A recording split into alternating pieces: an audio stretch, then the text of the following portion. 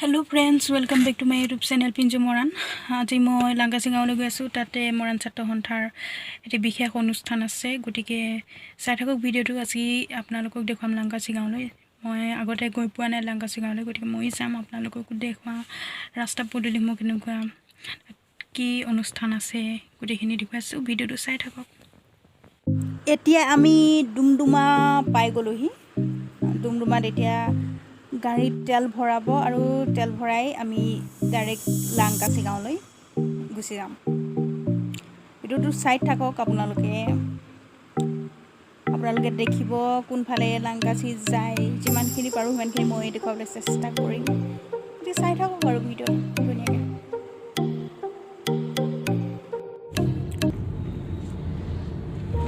পিয়ৰ পানী ভৰাইলা হ'ব নহয় আমি এতিয়া গৈ আছো Langkachi গাঁৱলৈ এফালে আছে কাকপথাৰ আঞ্চলিক মৰাণ ছাত্ৰ সন্থাৰ সম্পাদক এফালে সভাপতি আছে দেখাই দিছো ৰ'ব এফালে তুষাৰ গাড়ী চলাই গৈ আছে এফালে আছে আমাৰ সভাপতি এজন গাই হাই গৈ দিয়ক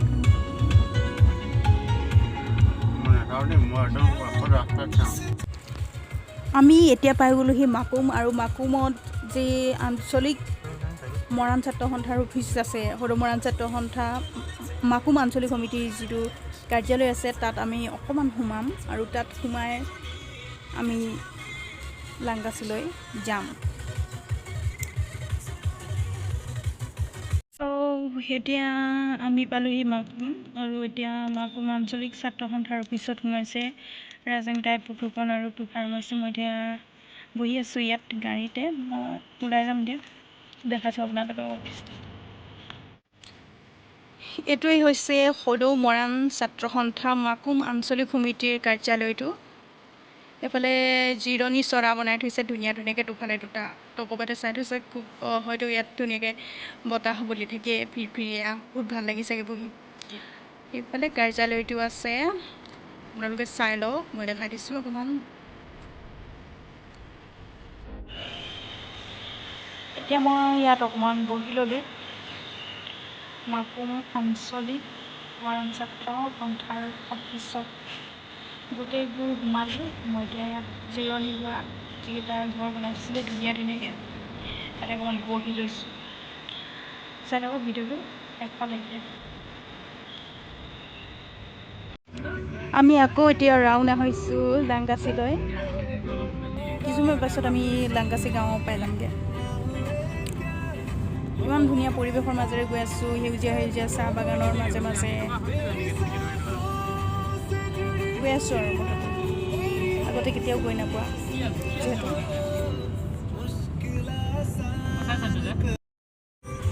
আগফালে আৰু এখন গাড়ী গৈছে সেই গাড়ীখনো গৈছে Langkachiলৈ তাতো ছাত্ৰ সন্থা ল'ৰাই আছে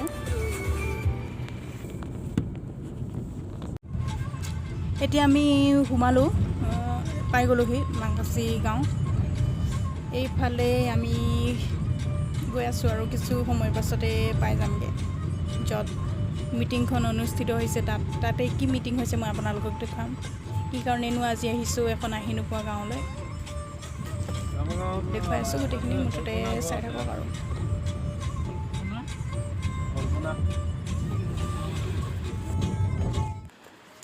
ফাইনেলি আমি পাই গ'লোহি Langkachi গাঁৱৰ সেই স্থান য'ত মানে আজিৰ সভাখন অনুষ্ঠিত কৰা হৈছে এফালে তুষাৰ বহি আছে পুতুকন বহি আছে ৰাজেন কাই বহি আছে মানুহবোৰ লাহেকৈ আহিছে আৰু আমি ফাৰ্ষ্ট পাইছোঁ প্ৰথমতে ইমান মানে আহিবলৈ ইমান হেঁপাহ আছিলে আজি অনুষ্ঠানটো দেখিছে আপোনালোকে বেনাৰখন দেখিছে সদৌ মৰাণ ছাত্ৰ সন্থা জাতিৰ হকে প্ৰগতিৰ দিশে সদৌ মৰাণ ছাত্ৰ সন্থা পদূলি এই অনুষ্ঠানটোৰ আজি শুভাৰম্ভণি অনুষ্ঠান হৈ আছে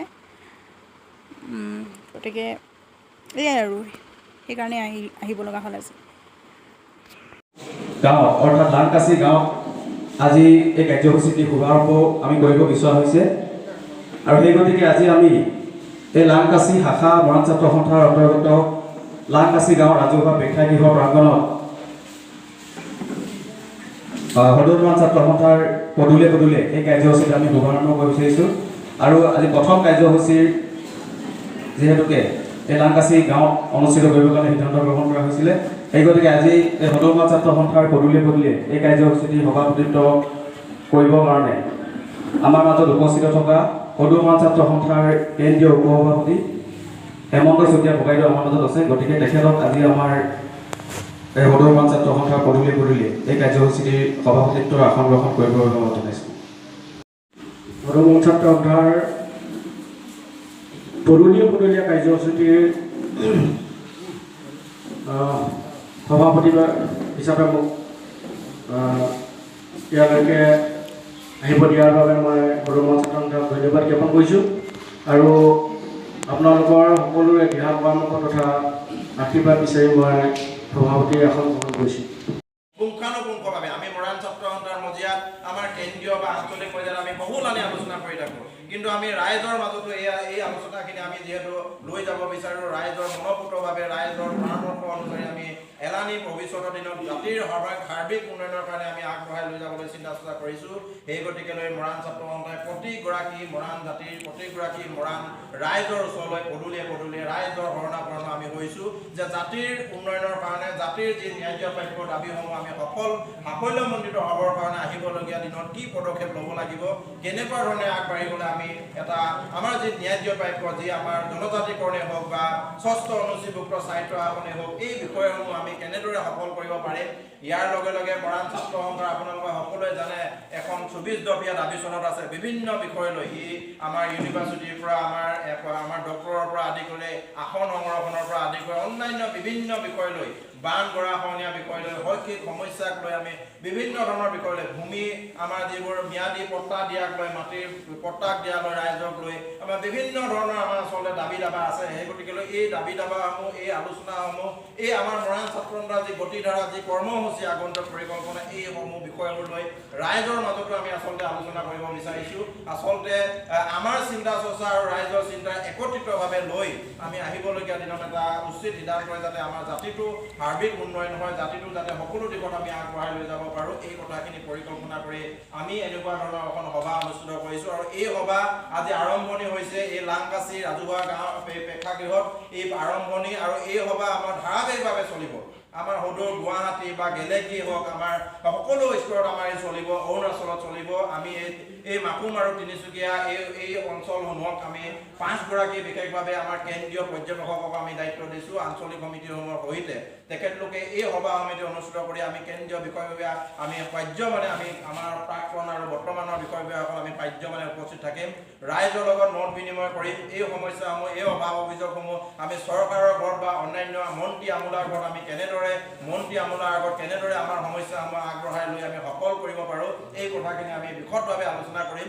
সেই গতিকেলৈ আমি পৰৱৰ্তী সময়ত আজি যিহেতু ইয়াত লাংকাচিত হৈছে, ডিমহলাটো হ'ব এই কাৰ্যসূচী, আমাৰ শুকানীটো হ'ব এই কাৰ্যসূচী, হেবেৰাটো হ'ব এই কাৰ্যসূচী, হাতীজানুটো হ'ব এই কাৰ্যসূচী, বৰগাঁৱতো হ'ব, দীঘলাপুৰতো হ'ব, অৰুণাচল লেকাঙৰ আমাৰ চিপপানী এয়াৰলিংটো হ'ব, আমাৰ ধেমাজিতো হ'ব এই কাৰ্যসূচী, জকাইছোঁ ভটিয়ামখালৰ পৰা মহঙৰ পৰা আদি কৰি আমাৰ কঁঠালগুৰিৰ পৰা আদি কৰি কাকপথাৰ উবনৰ পৰা আদি কৰি সকলো স্তৰত আমাৰ এই কাৰ্যসূচী হ'ব। সকলো শ্ৰেণীৰ ৰাইজৰ লগত আমি সমিল মিলে এই ব্যৱস্থাসমূহ আমি কেনেদৰে আগবাঢ়িম এই কথাখিনি আমি পৰিকল্পনা কৰি এই কাৰ্যসূচী ৰাইজৰ মাজলৈ লৈ আহিছোঁ। আৰু ইয়াৰ পাছত পৰৱৰ্তী সময়ত আমি যিখিনি এটা উচিত সিদ্ধান্ত সকলো স্তৰৰ পৰা বা কিছুমানে নাপায়, তেখেত নিলামত উভতীয়া তেখেত কাকো কথা নিলামত ঘৰ আছে, তেখেতৰ কথা ক'ব লাগিব। মই ঘৰপৰা ভাবি নিলাম ককাই ক'ব লাগিব। নিলাম ককাই প্ৰথমতে কাকপথাৰ হায়াৰ ছেকেণ্ডেৰীত আছিল, তাৰপিছত তিনিচুকীয়ালৈ গুচি আহিলে। তিনিচুকীয়ালৈ গুচি আহি যায় ল'ৰা ছোৱালীক পঢ়ালে, ছোৱালী নাই ল'ৰা পঢ়ালে, আৰু ল'ৰা দুয়োটাই এতিয়া ডক্টৰ, ল'ৰা দুয়োটাই ডক্টৰ। আৰু এইজন নিলাম ককায়ে আমাক 1986 চনত যেতিয়া মই মৰাণ সভাৰ ছেক্ৰেটাৰী আছিলোঁ, প্ৰতিটো কথা আমাক শিকাই বুজাই গুৱাহাটী দিছপুৰলৈকে লৈ গৈছিলে। এবাৰ মোৰ মনত আছে, যেতিয়া মোৰ একদম তথাপিতো মই অনুষ্ঠানটো শুনিছোঁ, লগে লগে আহিছোঁ। তাৰপিছত মোৰ কথাটো হ'ল যে আমাৰ মানে এনেকুৱা কিছুমান ল'ৰা ছোৱালী আছে যিসকলে BA ডিগ্ৰী বা অন্যান্য গ্ৰেজুৱেশ্যন কৰাৰ পাছত কি হয়, বহুতে আৰ্থিক অৱস্থাৰ বাবে যিসকলৰ আৰ্থিক দিশটো টনকিয়াল নহয়, তেওঁলোকে মানে উচ্চ শিক্ষা লাভ কৰিবৰ কাৰণে বা PG পোষ্ট গ্ৰেজুৱেশ্যনৰ কাৰণে মানে আগবাঢ়ি যাব নোৱাৰে, ৰৈ যাব লগা হয়। সেইখিনি অসুবিধা ময়ো পাইছোঁ, তথাপিতো মই হাৰ মনা নাই, আগবাঢ়ি গৈছোঁ। প্ৰথমতে মই আব্দুল কালামৰ কিতাপ মানে বহুতে পঢ়িছে, খুব প্ৰেৰণাদায়ক কিতাপ এখন তেজস্বীখন অগ্নি দেৱতা। এইটো হেৰি কৰিলে হ'ব, ফটো মাৰিলে হ'ব, মোবাইলত মাৰিলে হ'ব, মই দি দিম। মই কিতাপ দুখনৰ কথা কৈছোঁ। আব্দুল কালাম ৰাষ্ট্ৰপতি ভাৰতৰ চাইণ্টিষ্ট আছিলে। তেওঁ যিখন কিতাপ বৰ অনুপ্ৰেৰণাদায়ক, পঢ়িব লাগে, বহুত কথা পোৱা যাব। তেওঁ মাৰিয়া অসমীয়া ভাষাত আছে, চমাই লিখিছে, বুজি পায়। তাৰপিছত ইতিবাচক শিক্ষা এক আছে স্পেক্যতা। ডিব্ৰুগড় বিশ্ববিদ্যালয়ৰ প্ৰাঞ্জল বুঢ়াগোহাঁই নামৰ এজন ল'ৰাই লিখিছে স্পেক্যতা নামৰ এখন কিতাপ। গোটেই অসমতে গাঁৱত যেতিয়া বন্ধ পায়, ইউনিভাৰ্চিটি যেতিয়া বন্ধ থাকে, তেওঁ ভাওলৈ গুচি আহে। আমাৰ কথা কৰি দিয়া আহিবলৈ কৈছিল, সেইফালে মাতিলে আহিব, কেম্প কৰি লয়, এমাহ কেম্প কৰে তেওঁ। আৰু খৰচ পাতি তেওঁ চব দি যাব। এখন নাম একো দিব লাগে, থাকিবলৈ জেগাটো দিব লাগে। আকৌ কৃতজ্ঞতা, কৃতজ্ঞতাৰে কিতাপখন যিয়ে বা পঢ়িব, আকৌ বা পঢ়িব মন যাব, আকৌ চকু পানী ওলাব, আকৌ পঢ়িব মন যাব, তেনেকুৱা। এতিয়া আমি লাংকাচিৰ পৰা ওলাই আহিলোঁ। মৰাণ ছাত্ৰ সন্থাৰ যি অনুষ্ঠান আছিল জাতিৰ হকে প্ৰগতিৰ দিশে, সেই অনুষ্ঠানটোৰ আজি শুভাৰম্ভণি আছিল। আমি গৈ আছোঁ। এতিয়াও মিটিংখন হৈয়ে আছে ইতিমধ্যে, যিহেতু যথেষ্ট সময় হৈ গ'ল। এতিয়া প্ৰায় 4:30 বাজি গ'ল। গতিকে আমি এতিয়া লাংকাচি গাঁৱৰ পৰা ওলাই গৈছোঁ। মিটিংখন শেষ নোহোৱাকৈ আমি যাব লগা হৈছে, যিহেতু যথেষ্ট দূৰ হয় ইয়াৰ পৰা ঘৰলৈ। গতিকে আমি এতিয়া গৈ আছোঁ ঘৰলৈ।